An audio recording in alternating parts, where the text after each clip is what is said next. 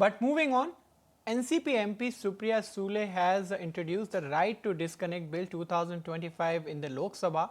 The private members' legislation proposes a legal safeguard allowing employees to ignore work-related calls, emails and messages after the working hours or on holiday. In fact, there would be no penalty for any retaliation. While the private bill rarely becomes law, this one spotlights a growing call for balance in our always on economy. However, there is a large section which believes that there is a growing economy like India needs to go beyond 9 to 5 routine, but there is something called work-life balance. And hence, this bill becomes important. Whether or not this bill is passed, this is definitely a point of debate. And for that, we have with us two gentlemen to discuss the same. We have with us Dr. Srinath Sridharan.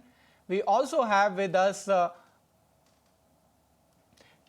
Shantanu Rose to discuss the same. First of all, I want to come to you, Dr. Sridharan. When the bill of this kind is rarely passed, because we have seen in the past that private members bill does not assume significance and it does not have majority. Having said that, the points which are raised in the bill, do you think this requires significance and also the government needs to pay attention? So Ankur, hi. I think this has got a very unique social significance. Nearly 50% of Indian population is Gen Z. And as they enter workforce, they will have to understand that we still are not an advanced economy. We are a lower middle income economy. And when you said work-life balance, what strikes me as very unique or ironic in India is um, we still are grappling with unemployment numbers, which most of our youngsters don't seem to be understanding. And so if there is work in their life, they should be happy. And if there is life at their work, they must be far more happier. The unique challenge for a private bill is while it not many have passed through, even if this sails through, where will be the enforcement capability possible from the state is a big question mark. So you don't want undue harassment of employers in the name of such a law. And two, how does the employee actually prove in many instances that they were aggrieved by, let's say, somebody contacting them later or whatever? And three, cultural issue nuance, Ankur, is as a society, I don't know, I've spent 30 years in corporate India. I don't know any of Indian mobile phone users who have a voicemail. We pick up calls on Saturday, Sunday, and even if you don't pick up a call, you would return a call. It's more cultural norm rather than anything else. Yes, I do admit that the corporate world, the FOMO, so to speak, it's not that only the elderly or the middle-aged folks in the corporate hierarchy have that. Even the youngsters want quicker promotions, quicker advancements in their career. So which means all of this comes as a price. You can decide that I'm going to take it easy, take it chill. Almost like the Western world, if you look at corporate designations, people don't know beyond their actual function. They just do what is assigned to them. In India, we multitask, multi-skill ourselves to grow. So the challenge is, even if this becomes law, where will we actually get there? And how do we train an enforcement process? I really doubt. The last point I want to make, and probably leave it to the other panelists also to come in, is we're a very low productivity economy. If you look at our, whether it is the white collar or the blue collar or our factories, our productivity is far, far lower, even if you compare, let's say, a Bangladesh or a Vietnam or a Cambodia or a Sri Lanka. And I'm not even talking about the Western advanced economies there. So how are we going to improve there? I think that's a challenge. Is I call it the multiple C's issue. We are so taken aback by chai break, cigarette break, cricket break, cinema conversations at work, so on and so forth. And of course, of late, we are also last couple of years seeing the social media distraction. You walk into probably even some branch, bank branch, somebody's actually scrolling on Insta Reels and stuff like that. So how can we become more productive before we say, you know what, I will work from 9 to 5, but I'll be super productive at that. I think somewhere we'll have to balance that as well. If I were to wear the hat of a employer, that's a question I will have. Over to Right, you, a balancing act is definitely required when there is a responsibility as well when you are working, and point taken. But Shantanu, I want to come to you for that. Now, in this scenario, when the bill has been brought, we have been already discussing 9 to 5 working hours. when Srinath was mentioning this is difficult to implement as well.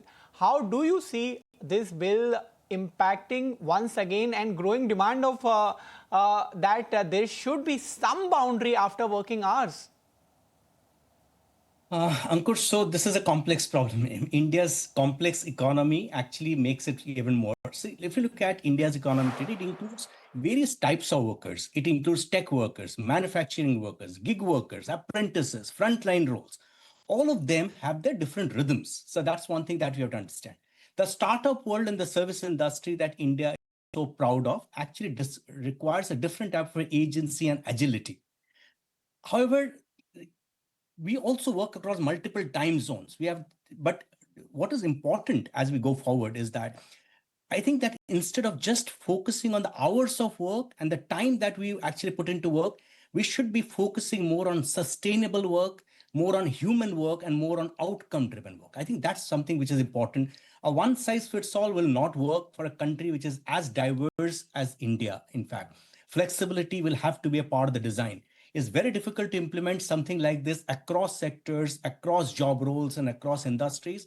I think we need to look at something which makes Indian workers more productive, just not exhausted. I think that's something that we need to focus on. Definitely, and when we are discussing this bill, we need to discuss about Gen Z as well because I think generation after generation that gap needs to fill in. In fact, we have seen the growing problems that there should be right also when you are talking about responsibility. And therefore, I want to ask you, Mr. Sridharan, when this question is asked that where is the boundary for me to end? Yes, you are mentioning, you're right that after the office, if somebody is calling, but till what time, till what extent? How can we draw that boundary? See, I think society, each of the organizations and teams build their own culture, right? Is it fair to call somebody at 8 o'clock in the 8 p.m.? I think if you live in urban cities and your commute times are longer, people are okay with that. If you are going to call people at 10 o'clock, but whereas some teams, especially if you talk about law firms and advisory firms, they're okay with it when they're working on an M&A or any of those critical projects or assignments, they're working on till late in the night. So I think each of the profession, I think, have to figure out what is right and what is decent. So, for example, for many years, I have a simple norm that I don't call anybody beyond 8 p.m. Typically, saying that if they've started their day, it's a 12-hour day. 8 p.m., say dinner time, even in a city or a smaller town, that's a norm. If it's emergency, you understand. But otherwise, it can always wait the next day. That is almost a self-imposed discipline that I've been using. But do all leaders understand that boundary? Not necessarily. Many of them think that you are part of my team, so I can call you at any time in the night. So simplest thing, how do I solve it? Very simple. Put your phone off and you communicate, saying that if I don't get my sleep, and that's how I've done in the last 15 years. Otherwise, people just don't get your message. So I think boundaries, legal enforcement of boundaries about culture just doesn't get done. I think that's the problem that the parliamentarian has to understand. In India, you cannot solve everything with law or regulation. It is more cultural nuance. Right. Shantanu, I want to understand from you, one of the important points which has been raised in this bill is the mental health, and that is something which is very important.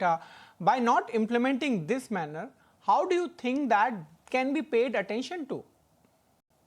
So, see, today the problem is that the digital work culture is has started actually blurring boundaries, Ankur, right? So there is a constant pressure of constant connectivity, and that's actually leading to a lot of burnout. But if you look at it from other side, I think for global businesses, strict rules will create lots of operational challenges for this case. For example, for the early stage startups, for example, this agility matters, and I mean, employees actually do often work after with flexible working hours. And for some roles, for example, look at healthcare, look at security, look at customer support, they will require after office hours availability, right? So blanket criminalization will after work communication will create friction instead of actually solving problems.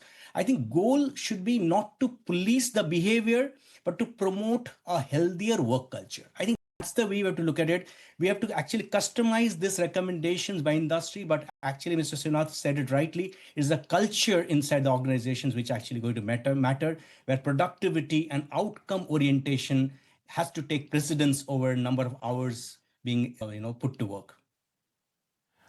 All right, Shantanu and Mr. Sridharan, thank you so much for taking out time and discussing this important topic. And come what may, the parliament decides about the bill, we need to maintain that balance, and that should be self-imposed rather than policing. And that's the view coming in from our experts.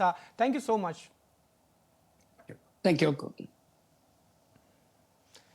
And with this, it's time to take a very quick break. After the break, a lot coming up.